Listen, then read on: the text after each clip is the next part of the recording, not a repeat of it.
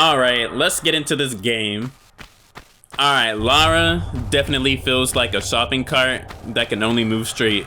This is definitely tank controls, but it's all good though. Alright, let's see what's up with the controls. Alright, we can dance. To the left. Take it back now, y'all. So you pups have chosen death, huh? Alright, hold up. Kong Dong is going crazy on me. I need to get out of here and get rid of Kong Dong. Let me dip. So I decided to play Tomb Raider 1, that OG Tomb Raider. Tomb Raider 1996 is considered a masterpiece among many people, and it has a nice little cult fan base behind it, but I decided to play the game for myself and see how it is. And I'm gonna tell you guys what I think. Now, I did play the Steam version rather than the actual original PS1 version. We'll talk about the differences later. Tomb Raider 1 is a puzzle platformer with a side of action. This game reminds me of the 1989 version of Prince of Persia. But instead of being a side-scroller, we in 3D with the platforms, and we ain't playing as no prince, we playing as Lara Croft. So everybody knows Tomb Raider 1 has those tank controls, and tank controls really don't bother me. They weren't really that bad, but man, does she feel stiff. The controls were definitely weird at first. They definitely took some time to get used to. I had to discover all the controls myself because I actually did not go to Lara's home, which is the tutorial which tells you the controls, but when you boot the game up, you go to the game section and you start a new game because you want to play the game. Lara didn't invite me over to her house, so I'm not going to pull up uninvited. I'm just going to play the game. So the controls are a little awkward. You don't immediately jump as soon as you press X. Like a Mario game, you can only jump when her feet are in a position to do so, which creates a delay system based off of Lara's slow stride. When you jump in this game, you press the jump button first and then the direction that you want to jump or flip into. For long jumps, you would hold the jump button and then you'll run off the ledge and then it will automatically make you jump. Once I figured all that stuff out, the quality of the game became so much better. The platforming in Tomb Raider actually has some depth into it. It's not just simply jumping around everywhere. You have to be accurate and precise with some of these jumps. Sometimes you'll have to figure out, do I need to do a running jump? Do I walk to the ledge and just do a regular jump? Do I do a backflip or side flip with this jump? You gotta watch yourself on some of these jumps though. You gotta be sharp because when you're jumping from multiple platforms, you gotta make sure there's enough space for your foot to actually step so you can do another jump before you end up walking yourself right off that platform and falling and dying, and you gotta redo all that stuff over again. Some of these jumps be crazy though. Check this out.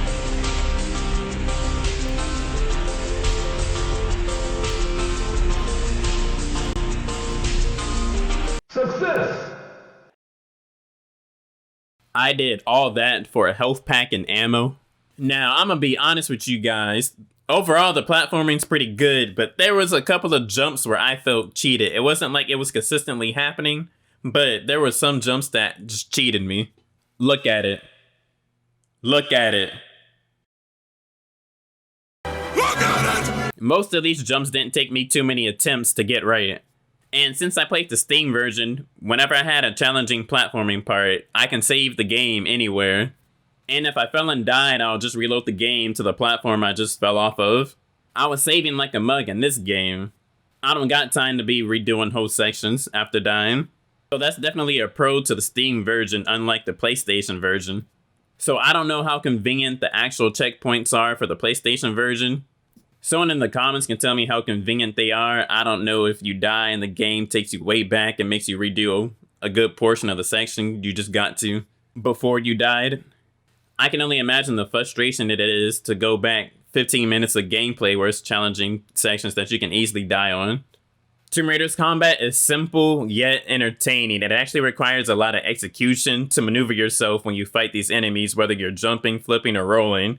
If you mess up your execution when you're fighting an enemy, you can easily get punished by taking big damage or even dying. Once you master your movement in combat, you can start styling on people and start pulling stuff off like this.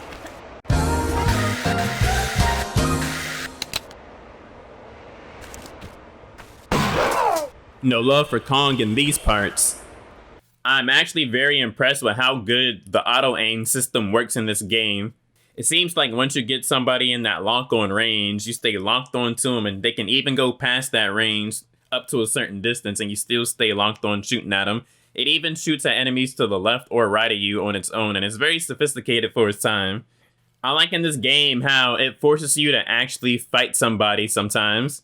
There's a lot of moments where you can find elevation and just jump somewhere and stay up there and kill your enemy without taking damage. I think they could have added more areas where you can't jump and hide and it actually forces you to fight your enemy. In this game, most of your enemies are either animal-based or they're a mythical creature. Usually I would prefer to fight like humanoid enemies or like demons and stuff like that. But in this game, some of those animals actually jack you up. I will say I don't like how some of the animals just have to touch you. Like I think the bear and the alligator just have to touch you and you take damage. I should actually have to be attacked to get damage applied to me, not just touched. A lot of these enemies are four-legged mammals with a bite attack with just different damage outputs depending on which animal it is. Even the crocodile bites you, and I think the crocodiles could swing its tail like it does in real life for, you know, different attack patterns. I do like how the Atlantis creatures do have more of a attack variety, not by much, but they have some, like my man's 420 Spamus. With his Mega Man arm, you can't just jump on a rock and try to camp him because he will keep spamming. If you do get close to him, I think he will try to step on you, so at least he has somewhat of a variety of attacks. Some of the other Atlantis creatures shoot like a crossbow thingy at you, or they just jump at you and bite you, I guess.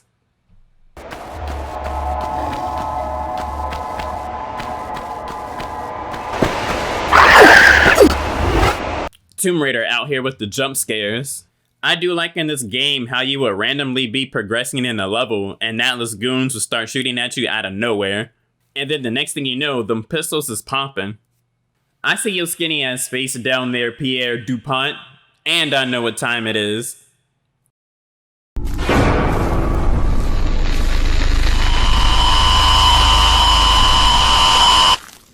I think when it came to the enemies, we needed more attack variation. Like we could have had the alligator swing its tail to the left, and if you jump to the left, you still got hit to force you to flip to the right. But overall, I enjoyed the combat. It was challenging and you needed some execution behind it too. It seems like Tomb Raider games always have little detail done really good. One thing I like about Tomb Raider is there's a lot of detail that's done right. When you fall, the character screams. The angry face she makes when she shoots. The death animations are pretty gruesome for a game like this.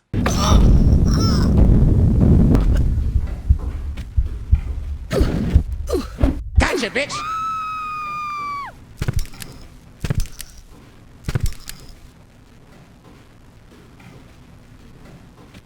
This game has puzzles, and the fixed puzzles, and by fixed puzzles I mean the puzzles in a specific room, they're pretty straightforward. Hit this switch, move this block. For the puzzles that weren't all set in a specific room, you would just pay attention to the details, like look at this pattern and then apply the pattern to these switches.